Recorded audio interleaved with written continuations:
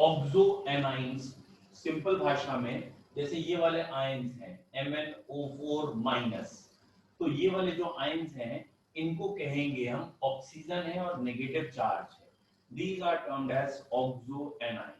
बहुत सारे टाइप के हैं, Mn के हैं, Cr के हैं, वेनेडियम के, क्रोमियम के, बहुत सारे हैं।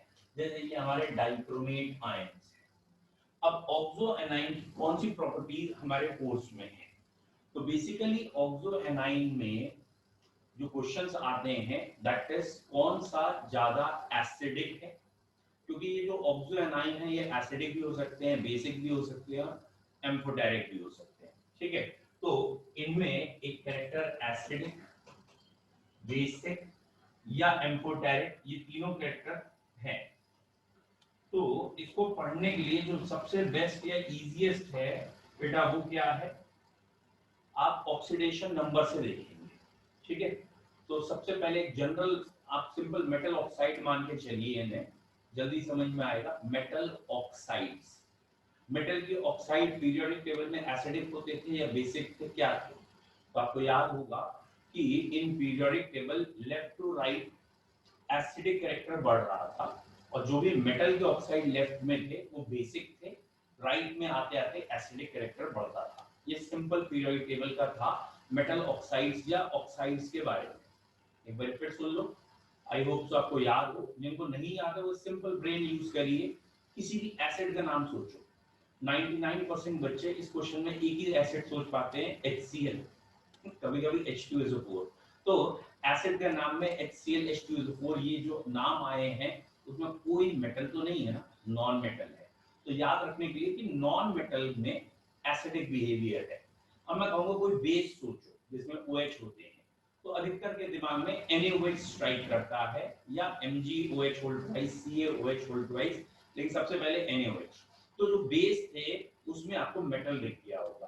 तो अब पहला पॉइंट अपने दिमाग में क्या रखना चाहिए आपको, कि जो मेटल्स हैं, ठीक है, उन मेटल के ऑक्साइड, ये यहां से अलग है, जनरल पॉइंट है, मेटल के ऑक्साइड जनरली बेसिक होते हैं, नॉन मेटल के ऑक्साइड, ठीक है, ये जनरली एसिडिक होते हैं। ये अपने दिमाग में रखिए, तो यहाँ के क्वेश्चन थोड़ा इजीली होंगे आपसे। तो मेटल में बेसिक, नॉन मेटल में एसिडिक, ये हुआ। अब यहाँ पे लौट के आते हैं बेटा, यहाँ पे हमें क्या पढ़ना है, यहाँ हमें ऑक्सो एनाइंस देखने हैं कि ऑक्सो एनाइन एसिडिक है, बेसिक है, न्यूट्रल है, ऑक्सीडाइजिंग एजेंट है, रिड्यूसिंग एजेंट है, क्या है, ये टर्म्स पढ़ने हैं, या कोवलेंट है या आयनिक है। तो बेसिकली तीन कैरेक्टर्स। जैसे बेटा मैग्नीज से शुरू करते हैं, ये है MnO, ये है Mn2O3, और ये रहा MnO4 माइनस। ये Mn की मैंने तीन वैरायटी लिखी है। यहाँ Mn का oxidation number, I hope so oxidation number निकालना आपको आता हो। Mn का +2 है, और यहाँ पे +3 है, यहाँ +7 है। ऑक्सीडेशन नंबर आपको आना चाहिए, नहीं आता तो कोई बात नहीं, एक दो रूल्स हैं सिंपल से, एक क्लास में आ जाएगा। फिलहाल ऑक्सीडेशन नंबर इंपॉर्टेंट है। Mn को ऑक्सीडेशन नंबर शुरू में 2 है, फिर 3 है, ऐसे आगे 5 भी आ सकता था, शायद 6 7 आता, तो 7 तक मैंने लिख दिया है। ठीक है, तो आपको क्या याद रखना है कि जितना ऑक्सीडेशन नंबर कम होगा, या आगे की ओर बढ़ रहा है, कम में ये अपना ओरिजिनल नेचर यानी मेटेलिक कैरेक्टर शो करता है। और मेटेलिक कैरेक्टर क्या है, ये बेसिक है। जैसे जैसे ऑक्सीडेशन नंबर आगे बढ़ेगा तो बेस से कैरेक्टर बदल के एम्फोटेरिक हो जाएगा। What is the meaning of amphoteric? Basic character भी होगा और एसिडिक भी होगा, एम्फोटेरिक। और जैसे और ज्यादा ऑक्सीडेशन नंबर बढ़ेगा तो ये एसिडिक होता जाएगा। तो याद क्या रखना है बच्चों, more the oxidation state, more the acidic character। जितनी ऑक्सीडेशन स्टेट ज्यादा होती है उतना एसिडिक कैरेक्टर ज्यादा है। ठीक है, अब कई बच्चे सोच सकते हैं ये पहले ही पढ़ा देते, इससे लिंक क्या कराया, थोड़ा दिमाग में ले जाओ कि आगे भूल ना जाए आप, इसलिए। सर क्यों, ऐसा क्यों? तो फजान सूल में भी आपने पढ़ा है, इन जनरल भी आप जानते हैं कि लोअर ऑक्सीडेशन स्टेट 1 या 2 इतने इलेक्ट्रॉन छोड़े जा सकते हैं, कंपाउंड आयनिक बनता है। लेकिन जब ऑक्सीडेशन स्टेट +6 या +7 आती है तो इतने इलेक्ट्रॉन छोड़े नहीं जाते। मतलब शेयरिंग होती है। और अगर शेयरिंग हो रही तो कंपाउंड कैसे हैं, कोवैलेंट। लोअर ऑक्सीडेशन स्टेट आयनिक, हायर ऑक्सीडेशन स्टेट कोवैलेंट। आ गया दिमाग में? मेटल तो आयनिक ही बनाते हैं, मेटल आयनिक बनाते हैं और नॉन मेटल कोवैलेंट। तो अब जरा इन तीनों बातों को लिंक करिए दिमाग में, शायद आपको समझ में आया। पहला पॉइंट, लोअर ऑक्सीडेशन स्टेट में आयनिक, हायर ऑक्सीडेशन स्टेट में कोवैलेंट। ठीक है, तो जैसे जैसे इंक्रीज इन ऑक्सीडेशन स्टेट होगी, कोवैलेंट कैरेक्टर इंक्रीज होगा। इंक्रीज इन ऑक्सीडेशन स्टेट में कोवैलेंट कैरेक्टर इंक्रीज होगा। दूसरी बात, जब कोवैलेंट होगा तो नॉन मेटेलिक होता जाएगा, और अगर नॉन मेटेलिक होता जाएगा तो एसिडिक होगा। तो हायर ऑक्सीडेशन स्टेट में वो या तो आप कहें ज्यादा कोवैलेंट होगा, या आप कहोगे एसिडिक में आ जाएगा। और तीसरा, जितना ऑक्सीडेशन स्टेट ज्यादा होती है, more the oxidation state, more the oxidising property, उतनी ऑक्सीडाइजिंग प्रॉपर्टी ज्यादा होती है। What is the meaning of oxidizing property? ये दूसरों का ऑक्सीडेशन कर सकते हैं, क्लियर होना चाहिए। What is ऑक्सीडेशन कर सकते हैं बेटा? ऑक्सीडाइजिंग प्रॉपर्टी या दूसरा के ऑक्सीडेशन करने का मतलब होता है कि ये खुद इलेक्ट्रॉन गेन करेंगे, इनका रिडक्शन होगा और दूसरे का ऑक्सीडेशन हो जाएगा। अब प्रैक्टिकल बात है, अगर किसी का ऑक्सीडेशन नंबर बहुत ज्यादा है, +7 है, जैसे मैग्नीज का, और ज्यादा तो जाएगा नहीं। अब ये इलेक्ट्रॉन लेगा, गेन करेगा, और इसका ऑक्सीडेशन नंबर कम होगा। जब इसका ऑक्सीडेशन नंबर कम होगा तो इसका रिडक्शन होगा, और अगर ये रिडक्शन हुआ तो कौन सी प्रॉपर्टी आ गई, ऑक्सीडाइजिंग प्रॉपर्टी। तो बेटा ये तीन प्रॉपर्टी ऑक्सो एनाइंस में या मेटल ऑक्साइड्स में होती है। तीन प्रॉपर्टी अलग अलग हैं। कौन कौन सी प्रॉपर्टी पूछी जाती है, या तो वो दो तीन नाम दे देंगे अलग अलग, जैसे उन्होंने क्रोमियम का ऑक्साइड दे दिया, मैग्नीज का ऑक्साइड दे दिया, जिंक का ऑक्साइड दे दिया, और कहेंगे बताओ इन तीनों में एसिड कौन है, बेसिक कौन है, एसिड। और इस समय जब वो तीन अलग अलग मेटल के ऑक्साइड देते हैं तो तीनों की ऑक्सीडेशन नंबर सेम देंगे। तो जब अलग अलग मेटल होंगे तो दिमाग में क्या लगाना है, पीरियोडिक टेबल। क्या पीरियोडिक टेबल? ये रहा पीरियोडिक टेबल। यहाँ आपके मेटल्स हैं, यहाँ नॉन मेटल हैं, और यहाँ से यहाँ जाते समय साइज कम होता है। Hello sir, non metallic character बढ़ रहा है, इसलिए एसिडिक कैरेक्टर बढ़ रहा है। यानी पीछे के एलिमेंट के जो भी शुरू के होंगे उनके ऑक्साइड बेसिक होंगे, आगे आते आते एम्फोटेरिक होंगे, और लास्ट में एसिड। एक्सक्यूज मी, बोलो बच्चों, क्लियर है? तो अगर उन्होंने आपको अलग अलग मेटल्स दे रखे हैं तो सिंपल पीरियोडिक टेबल देखेंगे आप। सिंपल पीरियोडिक टेबल में क्या है कि लेफ्ट टू राइट जाएंगे तो आपका एसिडिक कैरेक्टर बढ़ेगा। ठीक है, अभी बता रहा हूं बच्चों। वेरी गुड बेटा, थैंक यू। चलिए, अभी एक आध बच्चा पूछ रहा है वाई, तो अभी मैं अभी वाई का आंसर दे रहा हूं, पहले बात पूरी कर लूं। ठीक है बेटा, तो पॉइंट क्या क्या आ गया? एक पॉइंट ये आया कि अलग अलग मेटल दे दिए गए। अलग अलग मेटल कैसे? जैसे उन्होंने कहा स्कैंडियम का ऑक्साइड है, बेटा स्कैंडियम की वैलेंसी 2 हमेशा 3 होती है, तो उसके हिसाब से ले लिया मैंने। और ये टाइटेनियम का ऑक्साइड या ऑक्सो एनाइन बना दिया, एंड सो ऑन। तो अगर सबका ऑक्सीडेशन स्टेट सेम है तो स्कैंडियम वाले को आप बेसिक ज्यादा मानेंगे, और आगे जाएंगे तो बेसिक कैरेक्टर कम होगा। तो लेफ्ट टू राइट जाने में बेसिक कैरेक्टर डिक्रीजेस, और ये सिंपल पीरियोडिक टेबल है, क्योंकि लेफ्ट टू राइट जाने में साइज छोटा होता है, मेटेलिक कैरेक्टर कम होता है, नॉन मेटेलिक बढ़ता है, और नॉन मेटेलिक कैरेक्टर एसिडिक होते हैं, या नॉन मेटल्स के ऑक्साइड एसिडिक होते हैं, मेटल के बेसिक।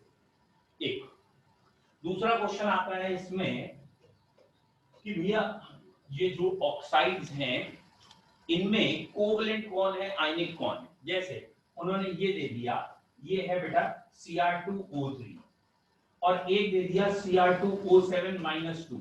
ये पी ब्लॉक में भी क्वेश्चन कई बार आएगा, तो जरा ध्यान से अभी देख लीजिए, वहां पे आपको इजी लगे कि अगर सेम एलिमेंट क्रोमियम ऑक्सीजन, लेकिन ऑक्सीडेशन स्टेट में अंतर है। यहाँ ऑक्सीडेशन स्टेट क्रोमियम की है +3, यहाँ ऑक्सीडेशन स्टेट है +6। ये दो ऑक्सीडेशन स्टेट हैं, एक +3 और एक +6। Now the question is in दोनों में से कोवेलेंट कौन ज्यादा है। तो बच्चों कोवेलेंट कैरेक्टर के लिए एक रूल पढ़ा है आपने 11th में, जो कहलाता था फजान्स रूल। और फजान्स रूल में मेनली ये था कि कैटाइन छोटा हो, एनाइन बड़ा हो और चार्जेस ज्यादा हो। तो कोवेलेंट कौन होता है जिसमें कैटाइन छोटा, एनाइन बड़ा, चार्जेस ज्यादा। या चांस की बात है, कैटाइन क्रोमियम है दोनों में, ऑक्सीडेशन नंबर को हम चार्जेस में लेंगे, एलिमेंट का नाम मतलब क्रोमियम है दोनों में, ऑक्सीजन एनाइन दोनों में, अंतर क्या है, चार्जेस। यहाँ क्रोमियम +3 है, यहाँ क्रोमियम +6 है। जहां चार्ज ज्यादा है वो कोवेलेंट है। इस पॉइंट को याद कर लीजिएगा, क्योंकि बेटा फजान्स रूल 11th में पढ़ा होता तो मैक्सिमम बच्चे भूल चुके होते हैं। और पी ब्लॉक में इसके क्वेश्चन बहुत आते हैं। जैसे पी ब्लॉक में ग्रुप 15 है ना हमारे यहाँ, BiF3 ज्यादा कोवेलेंट है या BiF5, सल्फर का SF4 ज्यादा कोवेलेंट है, SF6। तो जिसका भी ऑक्सीडेशन नंबर ज्यादा होगा, अगर कैटाइन एनाइन सेम एलिमेंट के हैं तो ऑक्सीडेशन नंबर देखना है। तो मोर the oxidation number more the covalent character. तो यहाँ पे अगर डिफरेंट एलिमेंट्स हैं तो पीरियोडिक टेबल लगा देना, लेफ्ट टू राइट वाला जनरल कंसेप्ट। अगर सेम एलिमेंट है तो सेम एलिमेंट में 3 क्वेश्चन पूछे जाते हैं। पहला क्वेश्चन पूछा जाता है कि सेम एलिमेंट में कोवेलेंट कौन है, आयनिक कौन है। तो यहाँ पहला क्वेश्चन हो गया कोवेलेंट का, तो भैया ये कोवेलेंट ज्यादा है, रीजन क्लियर है, फजान्स रूल इसलिए ज्यादा है। दूसरा क्वेश्चन हो सकता है इन दोनों में कौन अच्छा ऑक्सीडाइजिंग एजेंट है, इन दोनों में which is better oxidising agent, कौन अच्छा ऑक्सीडाइजिंग एजेंट है। Again the answer is this, more the oxidation state more the oxidising character. क्यों? क्योंकि जिसका ऑक्सीडेशन नंबर ज्यादा है, अब और ऊपर तो जाना नहीं, उसने इलेक्ट्रॉन गेन कर लिया। जब वो इलेक्ट्रॉन गेन करेगा तो obviously gain of electron is reduction. अब बच्चों एक बार सोच के देखो, यहाँ क्रोमियम +3 में है, यहाँ +6 में, इसमें इलेक्ट्रॉन जल्दी गेन करेगा +6 में, तो इसका रिडक्शन जल्दी होगा, इसलिए ये ऑक्सीडाइजिंग एजेंट है।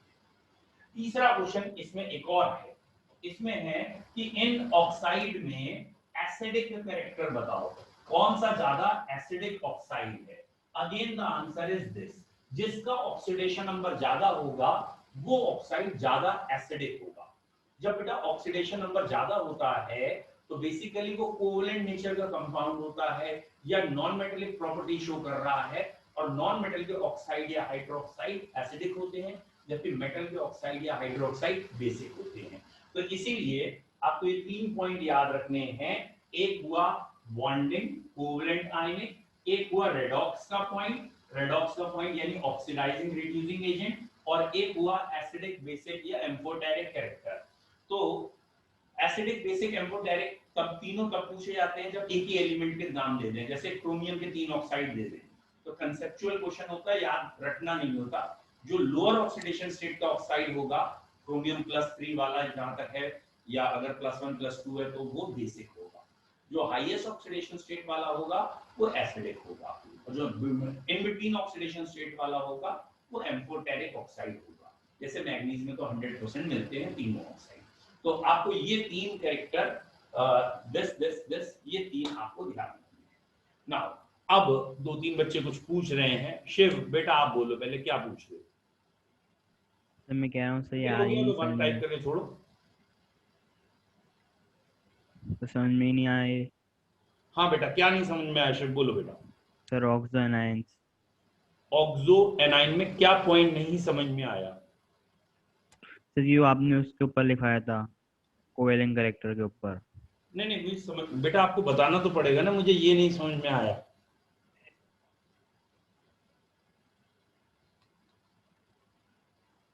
बोलो। सर ये जो आपने कोवेलेंट कैरेक्टर के ऊपर लिखाया था सर, वो मैंने देखा नहीं था एक्चुअली, तो मैं हट गया था। नहीं, चलो अभी अभी आपके पॉइंट क्लियर करते हैं।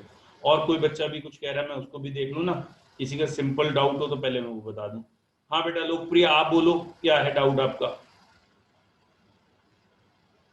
सर हो गया, जोर से बोलो। सर नहीं पूछना है। क्लियर है? सर जिसे क्लियर है वन टाइप कर दो, जिसे नहीं क्लियर है वो टाइप करते, मतलब वो बता दो मुझे, मैं वो बताऊंगा और क्या। ठीक है,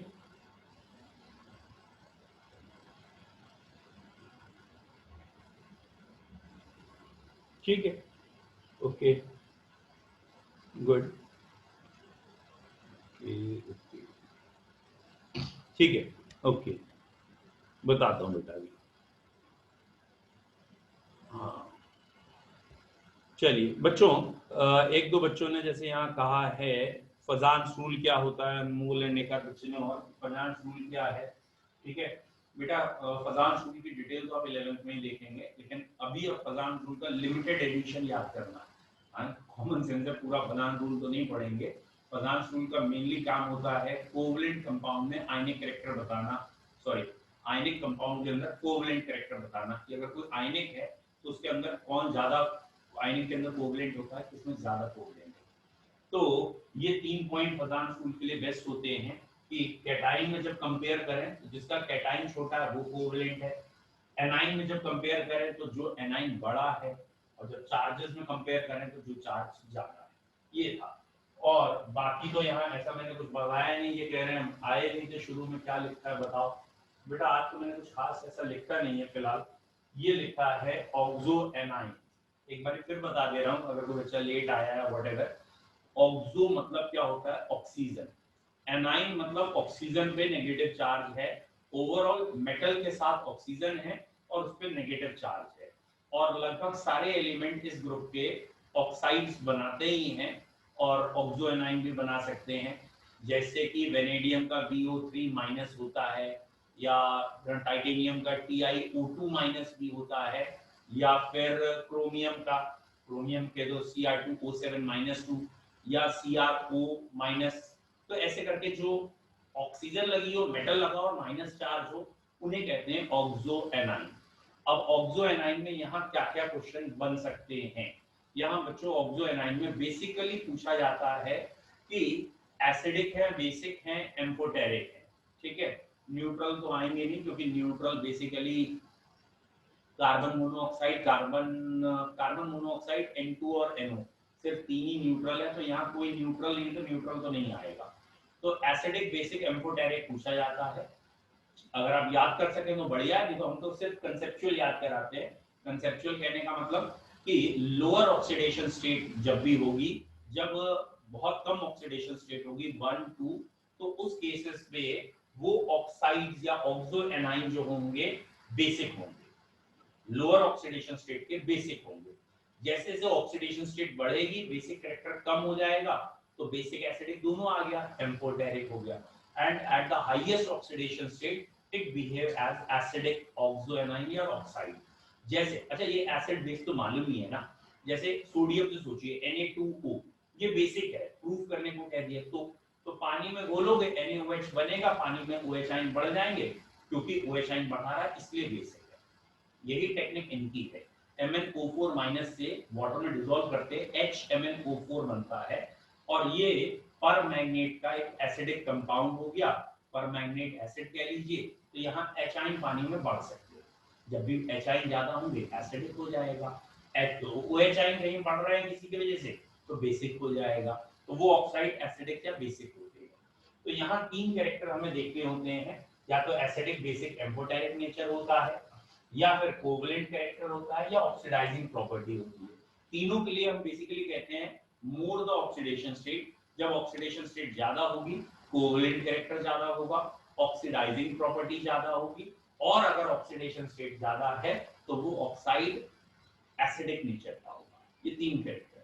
अब उन्होंने सबकी ऑक्सीडेशन स्टेट सेम दे दी, मान लो कॉपर CuO दे दिया, ZnO दे दिया, मतलब कॉपर भी +2 में, जिंक भी +2 में। अब कहा कि बताओ इन दोनों में कौन ज्यादा बेसिक है, तो आप लेफ्ट टू राइट वाला जनरल कांसेप्ट लगाएंगे कि left to right periodic table में जाते हैं तो नॉन मेटेलिक कैरेक्टर बढ़ता है, नॉन मेटेलिक जितना होता जाएगा एसिडिक होता जाएगा, तो left to right acidic character बढ़ेगा या बेसिक कैरेक्टर कम होगा। तो लेफ्ट वाला बेसिक ज्यादा पीरियोडिक टेबल में, और राइट वाला basic come. I hope so अब शिव थोड़ी बहुत समस्या का समाधान हुआ, थोड़ा बहुत सर हो गया, आ गई। Thank you.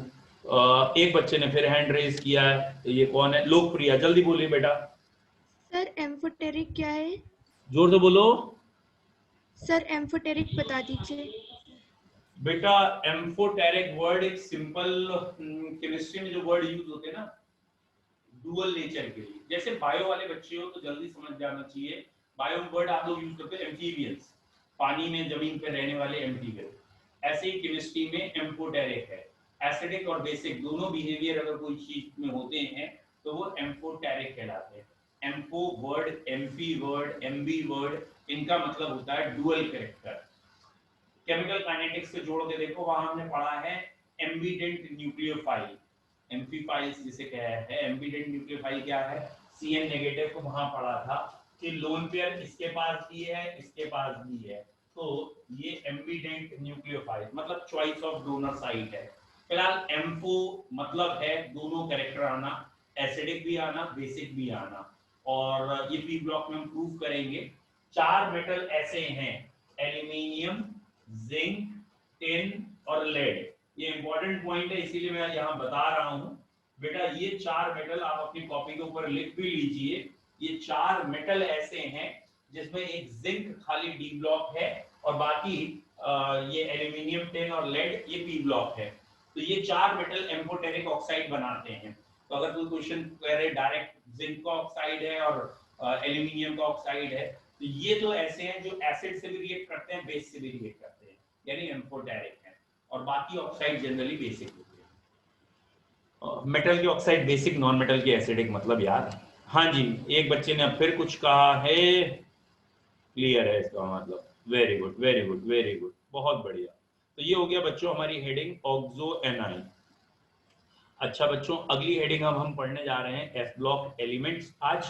और 2 कंपाउंड कोर्स में कंपटीशन में कह लीजिए हैं, 11th या 12th के कोर्स से हट गए इस साल। कौन कौन से? 2 KMnO4 K2Cr27, ठीक है। लेकिन ठीक है, हम KMnO4 और K2Cr27 के रिकॉर्डेड लेक्चर्स बना के आपको पोस्ट कर देंगे कल। और जो कोर्स में अभी है सीबीएसई के बोर्ड के आपके आना है उसे लाइव में पढ़।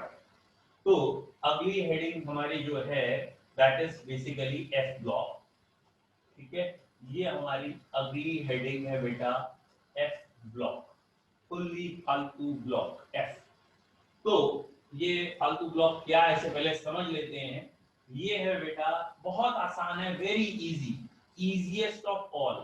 तो यहाँ पे ये पीरियोडिक टेबल का फर्स्ट पीरियड है, फिर ये सेकंड पीरियड है, ये थर्ड पीरियड है, फिर यहाँ फोर्थ पीरियड है, दिस वन इज फोर्थ, ऐसे ही फिफ्थ पीरियड है। तो फिफ्थ पीरियड पर आपको ध्यान नहीं देना। ये रहा पीरियोडिक टेबल का 6 और ये रहा 7। ध्यान से देखो, मैंने 2 पीरियड्स को थोड़ा ज्यादा हेल्दी बना दिया है, 6th और 7th पीरियड को। तो ये जो 6th पीरियड है उसमें यहाँ एक एलिमेंट है, उसका नाम है LA, लॉस एंजेलिस नहीं, लेंथेनम है। इसका एटॉमिक नंबर है 5757, ठीक है। LA का एटॉमिक नंबर 57, और उसके बाद बेटा 58 से लेके 71 तक यहाँ है। 57 ऊपर है, 58 से 71 तक नीचे है, और फिर 72 यहाँ है, और इसका नाम है HF ऑफनियम, ठीक है। 72 का नाम ऑफनियम है। मुझे यहाँ भी नाम लिखने चाहिए। यहाँ का पहला मेंबर होता है CE, सीरियम, और आखिरी मेंबर होता है LU, ल्यूटिटियम। तो सीरियम से ल्यूटिटियम तक नीचे रखते हैं। तो ये जो पॉइंट है ना, यहाँ जहां मैंने स्टार लगाया है, ये दैट इज 57 एटॉमिक नंबर, जिसका नाम है लेंथेनम, जो पीरियोडिक टेबल के 3rd ग्रुप में आ रहा है और 6th पीरियड में आ रहा है, ठीक है। तो 3rd ग्रुप और 6th पीरियड में इस पॉइंट पे लेंथेनम जहां है, उसी पॉइंट पे ये सब भी है। All the lanthanoids are placed along lanthanum. Lanthanum के साथ ही हैं, but the problem is that एक कॉलम में एक से ज्यादा एलिमेंट हम रख नहीं सकते। पीरियोडिक टेबल की एक सिमेट्री है, हर कॉलम में एक ही एलिमेंट रखना है, तो इसे उठा के नीचे रख दिया। अब भैया है तो ये डी ब्लॉक के अंदर, मतलब डी ब्लॉक के अंदर रखे गए, तो ऑब्वियसली इसका नाम हो गया इनर ट्रांजिशन मेटल, कि ट्रांजिशन मेटल के तुम्हें अंदर रखा गया है एफ ब्लॉक्स, इसीलिए इनर ट्रांजिशनल नाम दी है। नाउ ये दूसरा है, ये दूसरी सीरीज है, ऑब्वियसली ये आपको समझ में आ ही रही है, ये एटॉमिक नंबर 89 है, ये है AC, ठीक है, ये AC इज एक्टिनियम, और उसके बाद ये 90 से नीचे आ गए, 90 इज थोरियम, और उसके बाद दैट इज 103 तक नीचे है, 14 एलिमेंट है ना, और ये हो गया लॉरेंशियम, लॉरेंस, ठीक है, और इसके बाद 104 हॉफनियम या क्रुचवाटोनियम, जो भी कह लीजिए, सॉरी रदरफोर्डियम या क्रुचवाटोनियम, ये 104 लौट के आया है। तो ये वाले सारे element, these 14 elements are placed here। तो अगर कोई पूछता है कि लेंथेनॉइड्स ये Ln से रिप्रेजेंट किए जाते हैं, बेटा Ln किसी भी लेंथेनॉइड का सिंबल नहीं, इन सारे लेंथेनॉइड्स को कलेक्टिवली, इन 14 एलिमेंट को कलेक्टिवली Ln लिखते हैं, ठीक है। और ये जो La ये लेंथेनॉइड नहीं है, ये जो AC ये लेंथेनॉइड या एक्टिनॉइड नहीं है, इनके बाद लेंथेनॉइड एक्टिनॉइड है। तो अब आपको पहला पॉइंट क्या है समझना है, लेंथेनॉइड कौन है, एटॉमिक नंबर 58 से लेके 71 तक ये लेंथेनॉइड है, ये 4F सीरीज के मेंबर है। जब हम F सबशेल भरेंगे तो यहाँ 4F भरी जा रही होगी। ये पीरियोडिक टेबल के 6th पीरियड के मेंबर हैं और ये पीरियोडिक टेबल के 3rd ग्रुप में आते हैं। La लेंथेनम के बाद हैं, दे आर, मतलब lanthanum is not lanthanoid, lanthanum is studied with lanthanoid, बात अलग है, मतलब लेंथेनम काफी कुछ लेंथेनॉइड से मैच कर रहा है तो इसकी पढ़ाई इसके साथ कर लेते हैं, but it is not lanthanoid. Lanthanoid वही कैटेगरी है जिसमें F में इलेक्ट्रॉन आए और लेंथेनम में हम F में इलेक्ट्रॉन नहीं मानते हैं। कॉमन सेंस है बेटा, F में 14 इलेक्ट्रॉन आ सकते हैं तो 14 ही एलिमेंट होंगे F ब्लॉक में। F में 14 इलेक्ट्रॉन ही तो आते हैं, 1 से लेकर 14 तक ही तो भर सकते हो, तो 14 ही एलिमेंट जो नीचे पड़े हैं ये F ब्लॉक है।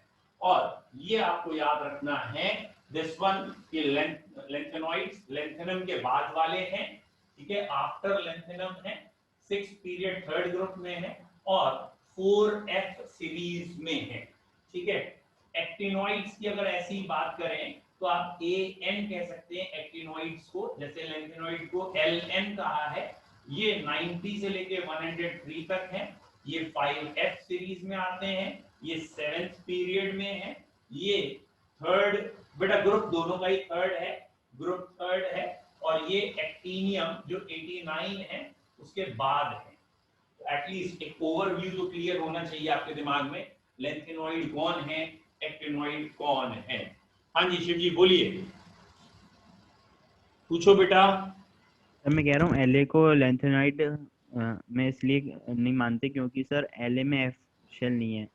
वेरी गुड, ठीक है आपका आंसर। मैं फिर बोल देता हूँ एक बारी, ये क्वेश्चन है हमारे कोर्स में, क्या La लेंथेनम लेंथेनॉइड है? आंसर है no, lanthanum is not lanthanoid. इसका रीजन ये दिया है कि La का इलेक्ट्रॉनिक कॉन्फ़िगरेशन में 5d में 1 है, 4f में 0 है, और अगर किसी में d में इलेक्ट्रॉन नहीं, सॉरी f में इलेक्ट्रॉन नहीं है तो उसे लेंथेनॉइड नहीं बनाएंगे। लेंथेनॉइड तभी मानेंगे या f ब्लॉक तभी मानेंगे जब f में इलेक्ट्रॉन हो, और लेंथेनम का भी कॉन्फ़िगरेशन लिखूंगा उसमें f में इलेक्ट्रॉन नहीं, पहला होगा, ठीक है। और बोलिए नेक्स्ट डाउट। सर ये 7th पीरियड क्यों लिखा है आपने? हाँ 7th पीरियड लिखा है, ये साफ नहीं लिखा है। अब यार ये 7th है, इतना तो कॉमन सेंस है।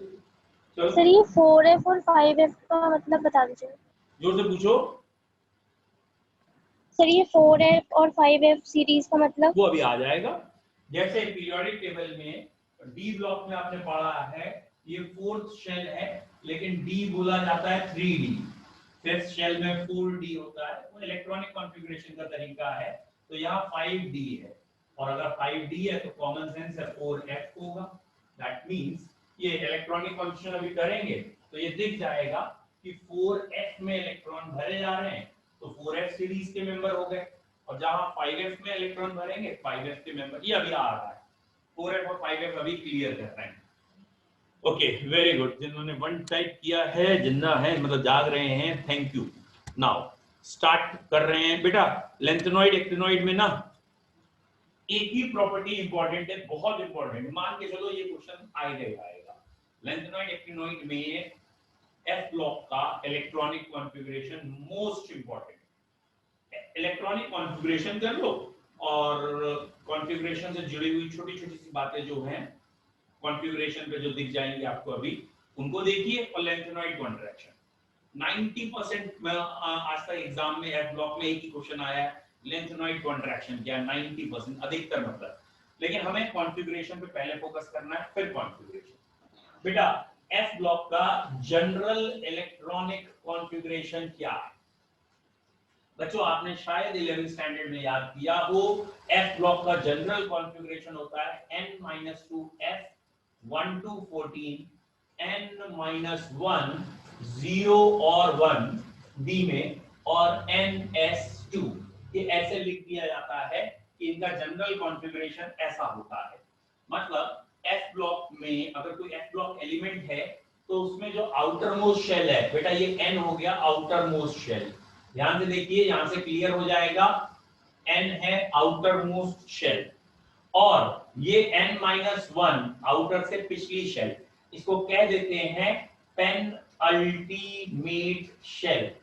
पेनल्टीमेट मतलब सेकंड लास्ट, आखिरी वाले को last, last outer most word. ये तो अंग्रेजी के शब्द है, इसे क्या लेना देना, ये पेनल्टीमेट शेल है। बट ध्यान रखिए डी सब शेल जो होती है, या जब भी डी में इलेक्ट्रॉन भरे जाते हैं तो सेकंड लास्ट होती है। और ध्यान से देखिए आउटर से पिछली यानी ये थर्ड लास्ट है, तो इसको हम अंग्रेजी भाषा में कह देते हैं anti penultimate shell. Anti penultimate shell मतलब थर्ड लास्ट शेल। अब थोड़ा सा ये वाला अंतर आपको समझ में आ गया होगा, सेकंड लास्ट शेल और ये लास्ट शेल है या आउटर मोस्ट। अब शायद क्लियर हुआ होगा 4f क्यों कहते हैं, क्योंकि लेंथेनॉइड में टोटल 6 शेल्स हैं। 6 शेल्स हैं मतलब आउटर मोस्ट 6th है, 5वें के डी में इलेक्ट्रॉन आएंगे और चौथे के एफ में आएंगे। तो जहां लेंथेनॉइड में जो एफ सबशेल है वो 4th शेल की एफ सबशेल यूज हो रही है, इसलिए 4f सीरीज के मेंबर कहलाते हैं। तो lanthanoid are called as 4f members. तो ये तो हुआ general configuration of complete you can say F block. लेकिन हमें तो एक लेंथेनम मतलब एक एलिमेंट का देखना है ना। बेटा ये है एटॉमिक नंबर 57 जिसको हम लेंथेनम कहते हैं। पढ़ना तो नहीं चाहिए इसे यहाँ क्योंकि ये लेंथेनॉइड नहीं है, लेकिन एनसीईआरटी ने भी लिखा है और आपको याद रखना है कि इसको लेंथेनॉइड के साथ पढ़ा जा सकता है as it resembles lanthanoid. Resemble करता तो थोड़ा सा पढ़ लेते हैं। इसका कॉन्फ़िगरेशन ये है बेटा ज़ेनॉन, ये हो गया xenon that is inert gas 54। तो 54 का तो इलेक्ट्रॉन भर के दिखाने नहीं, बात खत्म। 54 के बाद बेटा 54 के बाद 6s में 2 इलेक्ट्रॉन आते हैं, ये हो गया 56। और यहाँ 4f और 5d होता है, 5d में 1 भर देते हैं, ये एक्सेप्शन है, ये एक्सेप्शन है। 5d में 1 भर देते हैं और क्योंकि d में एक इलेक्ट्रॉन है इसमें, तो ऑब्वियसली आखिरी इलेक्ट्रॉन d में दिखाया है तो d ब्लॉक हो गया। तो लेंथेनम को हम d ब्लॉक दिखाते हैं। कैसे d ब्लॉक दिखाते हैं? क्योंकि 5d में एक इलेक्ट्रॉन भर दिया गया है, ठीक है।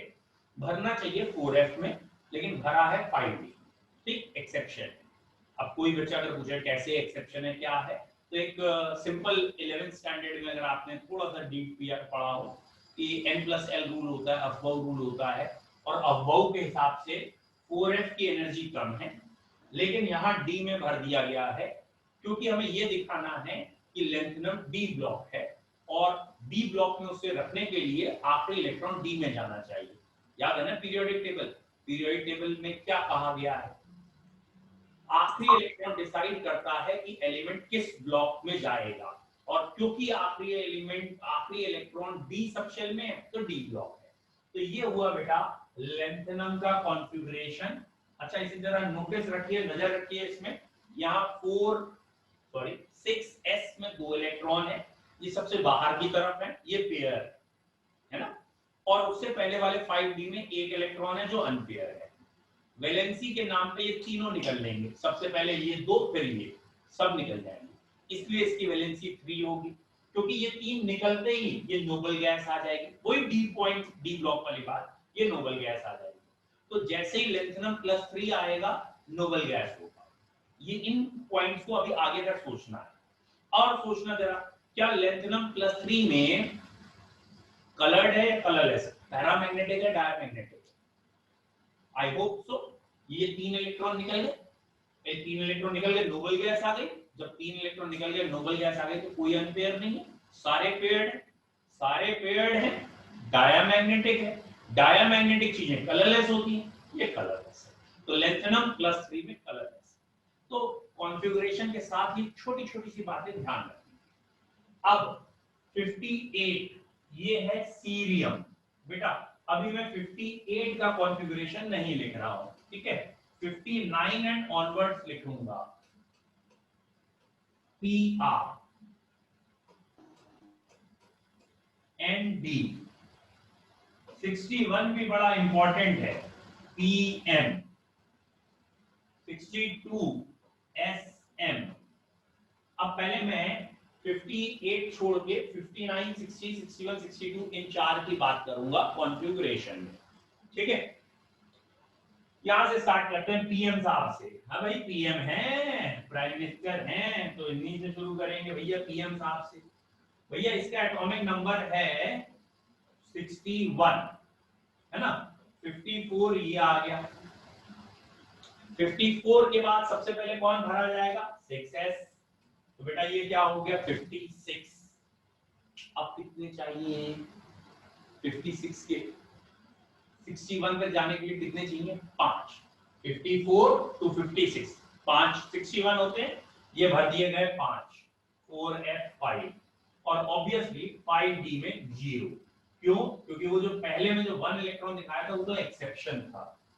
अब आप एक बार फिर पीछे आके देखिए, ये हमने जनरल कॉन्फ़िगरेशन लिखा है, जनरल को फिर से देखिए, d में 0 या 1, तो ये जो 1 होगा वो मजबूरी के नाम महात्मा गांधी में होगा, एक्सेप्शंस में होगा, अन्यथा डी में 0 ही आएगा। तो यहाँ पे आपको यही दिखाया गया है कि 54 ये है, 2 ये आ गया, 56 कितने बचे, 5, 61। चलिए 62 का बताना है, ये रहे 54 पूरा ही लिख दूं मैं, 54, 2 ये आ गया 56, और अब 6 बचे हैं, तो 4f6 हो गया, 5d 0। ठीक है, मैं कह रहा हूं 59 बताओ, 59 बताना है तो xenon 54, 6s2 56, अब कितने बचे 3, 4f3 59, 5d को 0 रहने। ठीक है, 60 बताना है, 54, ठीक है, 54 और 2 56 और 4f4 60। आई होप सो ये सारे आपको क्लियर है। 58 अभी नहीं लिख रहे क्योंकि इसमें थोड़ा सा एक्सेप्शनल बिहेवियर है। पहले इन 4 में कोई दिक्कत है तो बताइए, 5 में व्हाटएवर। लेंथनम में, लेंथनम तो एक अलग ही है, PR, ND, PM and SM. PM is promethium, PM जो है ना वो पीएम ही है, मोदी है, ठीक है। ये रेडियो एक्टिव होता है, ये ट्रांसयूरेनिक वाली प्रॉपर्टी रखता है, रेडियो एक्टिव है। रेडियो एक्टिव समझते हो ना, अल्फा बीटा गामा रेज छोड़ने वाला। तो याद रखना आसान है कि ये पूरे लेंथनॉइड्स नॉर्मल एलिमेंट है, कोई रेडियो एक्टिव नहीं है एक्सेप्ट 1, और जो रेडियो एक्टिव है उसको पीएम बना दिया गया यहाँ का, पीएम को याद रखने के लिए, ठीक है। जो ज्यादा ही शातिर था उसे पीएम बनाया है। नाउ 63, ठीक है, 63, 64 ये बहुत बारी आए हैं। इनके दोनों के कई बार क्वेश्चन आए हैं। EU, GB ये कई बार क्वेश्चन आ चुके हैं। जैसे 63 अगर आप करेंगे तो बेटा ये हो गया 54, ये हो गया 54 के बाद 2 56 और 56 के बाद कितने बचे हैं 7, तो ये 7 भर दिए, ये आ गए। और अगर आप 60 की बात करें, ठीक है, अगर आप 63 की बात करें तो ये 54 to 56। अब आपके पास बच रहे हैं 8, और आपको अगर याद हो हाफ फिल्ड याद आ गया, मतलब F में टोटल 14 आते हैं, 14 के बाद जब 7 हो जाएंगे तो वो हाफ फिल्ड होगा। तो ये आ गया 4F7 पे रुका रहा, 4F7। अभी एक बचा है 5D1। तो अगेन जहां जहां एक्सेप्शनल कॉन्फ़िगरेशन है वहां D में 0 या 1 रखना है, अदरवाइज नहीं। तो ये एक कॉन्फ़िगरेशन अलग है, इसे ठीक से ध्यान रखना है। ऑब्वियसली PM नाम में इंपॉर्टेंट था या तो ये रेडियस समझ में नहीं आया। इंपॉर्टेंट था। GD और EU कई बार पूछे गए हैं, इवन बोर्ड एग्जामिनेशन में भी पूछे गए हैं। अब एक आध बच्चा ये जरूर पूछेगा ऐसा क्यों किया, हाफ फील्ड स्टेबिलिटी की वजह से किया। चलो अच्छा पहले आपके क्वेश्चन ले लेते हैं, बताइए शिव जी क्या कह रहे हैं। सर यही कि मतलब डी में 1 क्यों आया, क्या क्या electron. Sir D subshell में 1 इलेक्ट्रॉन क्यों आया, मतलब एक मिनट रुकना यार, थोड़ा आवाज तेज करें पहले कंप्यूटर की। अरे भैया आवाज तेज कहाँ से हो गई, करिए बेटा आगे आवाज तेज, ये तो फुल है और तेज होगी।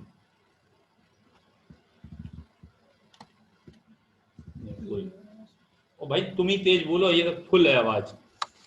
हाँ बेटा बोल जरा। सर मैं कह रहा हूँ कि डी में 1 इलेक्ट्रॉन क्यों आ गया, मतलब वैसे तो डी में 0 थे। अच्छा डी में 1 इलेक्ट्रॉन क्यों आई वो, बेटा है तो ये एक्सेप्शनल कॉन्फ़िगरेशन, आपकी बात सर आगे समझ में, हाफ फील्ड की वजह से। हाँ तो आंसर भी तुम खुद ही बता रहे हो, मुझे ले रहे हो खाली आगे, खाली मजे मैंने देख लिया 4F में 7 है मजे तो तो इस वजह लेंगे। से। आंसर ही यही है कि हाफ फील्ड हो गया है। हाफ फील्ड होने के बाद स्टेबल कॉन्फ़िगरेशन होने के बाद वहां, थैंक यू बच्चों, बाकी सबने 1 लिख दिया, क्लियर है। और अब शायद शिव को भी क्लियर है शायद, है ना। Yes sir. ठीक, हाफ फील्ड स्टेबल हो जाता है, स्टेबिलिटी मेंटेन रखने के लिए एक इलेक्ट्रॉन नियरली सिमिलर एनर्जी वाले में चला जाता है, नियरली सिमिलर एनर्जी 5D की दी है, इसलिए हमने जनरल कॉन्फ़िगरेशन में भी लिखा है एक इलेक्ट्रॉन वहां है। अब बच्चों यहां से यू मीन टू से 65, 66, 67, 68 कोई नया पॉइंट नहीं है, बस नाम लिखना है और कॉन्फ़िगरेशन करना है। जैसे अगर मैं आपसे डायरेक्ट कह रहा हूं 68 का कॉन्फ़िगरेशन करिए, 68 का, तो आपने क्या करना है, ज़ेनॉन लिखना है, ज़ेनॉन तक 54 हो जाते हैं, 54 के बाद आपने 6s में 2 लिख दिए, 54 के बाद 6s में 2 हो गए 56, ठीक है, 54 के बाद 6s में 2 ये हो गए 56, और हमें जाना है 68 तक। 56 के बाद आपने 4s में इलेक्ट्रॉन भरे, 56 के बाद अगर आप 4s में 12 भर देंगे तो मुझे लग रहा है 68 हो जाएंगे, 56 एंड 12, ठीक। और ये 5D 0 लिखेंगे। ऐसे ही 67 अगर करना है तो ज़ेनॉन आप लिख दीजिए 54, 4F 5D 6S, 54 to 56, 56 and 11, ठीक है। 65 आई होप तो बेटा आप समझ ही गए हैं। 4F 10 कर दीजिए, 5D 0, 6S 2 and 4F 9, 5D 0, 6S 2। तो ये यहां तक आया है। ऐसे ही बच्चों ये 70 का कॉन्फ़िगरेशन हो जाएगा, ज़ेनॉन 6S2 4F 13 5D0। अब 7070 तो Xenon 54 6S2 4F14 5D0। बताइए बेटा, मैंने सिर्फ दो एलिमेंट के अभी छोड़े हैं कॉन्फ़िगरेशन, 71Lu और एक सीरियम, बस दो के छोड़े हैं, बाकी सबके कॉन्फ़िगरेशन लिख दीजिए। अच्छा, नाम रह गए बीच में लिखना, चलो अभी नाम भी लिख देते हैं। अगले बैच के बच्चे आ गए, क्या टाइम हो गया क्या? चलिए बेटा, टाइम हो गया है। सर एक क्वेश्चन, ये एक्सेप्शन हो गया है, ठीक है, ये एक्सेप्शन है क्योंकि 4F तो पूरा भर ही गया है। और बच्चों ये जो था फर्स्ट वाला, ये भी एक एक्सेप्शनल कॉन्फ़िगरेशन है। इसका मोस्ट एक्सेप्टेड एनसीईआरटी में भी दो कॉन्फ़िगरेशन है इसके, Xenon 4F1 5D1 6S2। यहाँ ऐसे करके कॉन्फ़िगरेशन दे रखा है, और बेटर है कि अभी आप इन कॉन्फ़िगरेशन को ध्यान से पढ़ लीजिएगा। आज कल हम इन कॉन्फ़िगरेशन को डिस्कस करेंगे। हाँ बेटा बोलो। सर वो जो आपने 64 वाला बताया था उसमें सर हाफ फील्ड स्टेबिलिटी की वजह से डी में 1 चला गया था, सर उसके आगे ऐसा क्यों नहीं हुआ फिर? क्योंकि उसके आगे हाफ फील्ड नहीं थी। Half field sir full field तो थे। हाँ बेटा, सर लास्ट वाले में 70 वाले में 14 इलेक्ट्रॉन ले लिया आपने, एफ वाले में सर तो फुल फिल हो गए। हाँ तो 1 दे सर तो उसमें सर डी में नहीं दिया ना 1। और किस में दिया है? सर आप